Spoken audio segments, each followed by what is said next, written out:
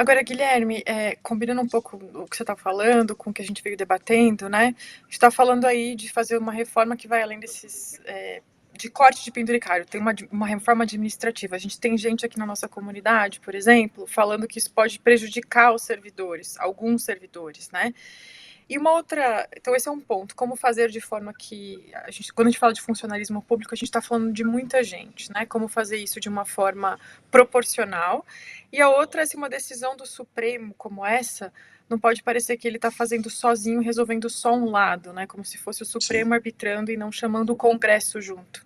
Então, me repetindo um pouquinho aqui na coisa que eu falei sobre o Congresso vai para um lado, o Supremo vai para o outro, como unir essas forças, né? Como colocar as pessoas para conversarem, a gente ter aí de fato um funcionalismo público, seja no judiciário, seja no legislativo, no executivo, mais funcional, mais respeitado, né, pela população também. Como que você vê esse diálogo entre os poderes para que não fique uma queda de braço aí? Que força que regula, que força que modifica?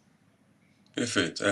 Você falou a palavra mais importante para o serviço público, que é respeito, né? A gente tem que criar uma cultura de reconhecimento.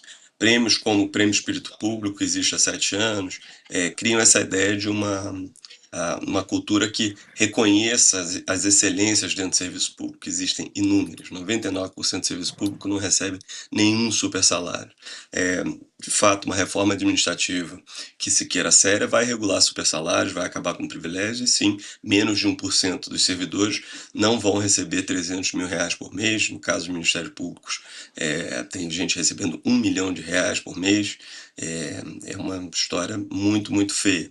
Quer dizer, parte do serviço público se apropria do Estado para enriquecer, e o Estado não pode, não consegue sustentar o enriquecimento. Quer dizer, o Estado tem que servir a população, não é fazer pessoas ficarem cada vez mais ricas e comprando barcos e jogando beach tênis em Brasília. Um dos times mais importantes, mais bem-sucedidos de beach tênis em Brasília é de uma carreira pública que treina 2 vezes por dia, de manhã e de tarde, porque tem tanta folga, tem tanto tempo livre. Então, a maneira de você consertar entre os poderes essa necessidade, essa força-tarefa, que pode ser uma reforma administrativa hoje ganhou de novo uma pecha ruim. Eu acho que a maneira da população participar e empurrar os três poderes a fazer essa reforma é a gente discutir melhor como a gente está fazendo aqui. A gente sabe, já tem muitos consensos, a gente tem consenso sobre super salários, o Brasil é campeão mundial, não tem país nenhum que paga tanto super salário. O Brasil não tem um teto baixo, o Brasil tem um teto no meio do caminho, é o maior entre os latinos, maior que o México, US$ 253 mil por ano, se corrigido por poder de compra, paridade. Você tem uma ideia, os Estados Unidos tem um teto de US$ 400 mil, teto de salário de US$ 400 mil, então a gente não está tão longe, e os Estados Unidos e outros países são países com renda muito maior. Então, também não é uma questão de teto, é uma questão de organização. A gente precisa de lideranças inspiradas, a gente precisa de um executivo que empurre cada vez mais essa agenda. Hoje a gente tem o Ministério da Gestão e Inovação de Serviços Públicos, está fazendo um ótimo trabalho, tem que fazer mais, tem que fazer em frente esse ano e reduzir ainda mais os números de carreiras, empurrar por uma lei geral da administração pública que eles acabaram de desenvolver, tem que mandar isso para o Congresso. Essa lei geral de administração pública pode ser o começo desse Plano Nacional de Serviço Público, que aí sim a gente pode endereçar todas essas questões. Não existe lugar bom de se viver sem serviço público de qualidade. Os países maneiros de se trabalhar, de se viver, são países com serviços que são competentes e são presentes. Então, o Estado mínimo morreu da Covid, a gente viu na Covid que a gente precisa de um Estado que nos entregue serviços públicos, e a gente está aí para isso. Vamos lutar por isso, criar uma cultura de reconhecimento com gente respeitada e aproveitar a oportunidade. Qual é a oportunidade agora? É a corrupção. O Brasil, a população brasileira, a coisa que está mais na cabeça do brasileiro, tanto no livro do Felipe Nunes, A Cabeça do Brasileiro, o espelho, Brasil no espelho, quanto na pesquisa Atlas Intel, recente, nos últimos 2 meses, é corrupção. se você der, segundo a Atlas Intel, 3 opções para brasileiro escolher o que está na cabeça dela, qual é o maior problema brasileiro, 65% das vezes vai vir corrupção, mais alto ainda do que criminalidade, que vem com 61%. E criminalidade e corrupção estão intimamente ligados, porque são a corrupção, muitas vezes, um poder público que impede a punição da criminalidade e aumenta a criminalidade. Então, as duas maiores questões para o Brasil hoje dependem do Estado, que é combate à corrupção e combate à criminalidade. E isso está na boca do povo. A gente está todo mundo revoltado lendo os acompanhamentos. Todo dia surge uma notícia, seja desse caso Master, que é um exemplo nefasto, né, de captura do Estado. Né? A gente viu como o Estado brasileiro é frágil, a política brasileira é frágil, e a gente tem que usar essa indignação para criar, profissionalizar cada vez mais o Estado brasileiro, os governos, os servidores públicos.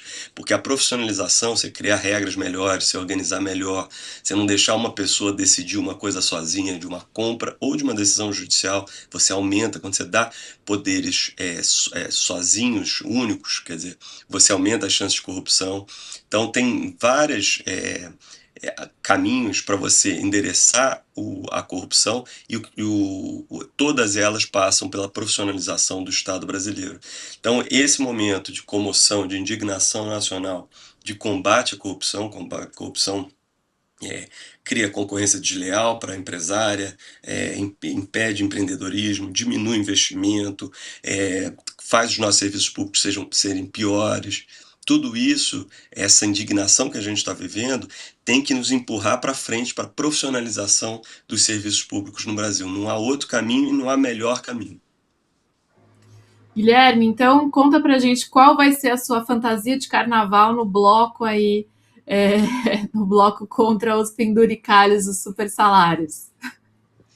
Hoje eu vou às 4 da tarde na frente do Tribunal de Justiça do Rio de Janeiro, um prédio muito importante para o ordenamento jurídico do Estado do Rio, do Brasil, dos maiores tribunais de justiça do Brasil, e nós vamos fazer vou seguir um bloco que se lançou chamado Os Super Salários Vão Desfilar, o Código de Conduta Chegou ao Carnaval. É uma turma que vai encontrar às 4 da tarde, vai se reunir, é uma manifestação festiva, em respeito, em homenagem aos servidores públicos que carregam o Brasil nas costas, que estão fora dos super salários e que são, a grande maioria, são 99%, são mais do que 99% dos servidores. Eu acho que eu vou com uma gravata daquelas bem coloridas e vou fazer, não sei, vou pintar a cara de palhaço. Eu me sinto às vezes palhaço trabalhando com esse tema, mas eu tenho certeza que não tenho coisa melhor para fazer.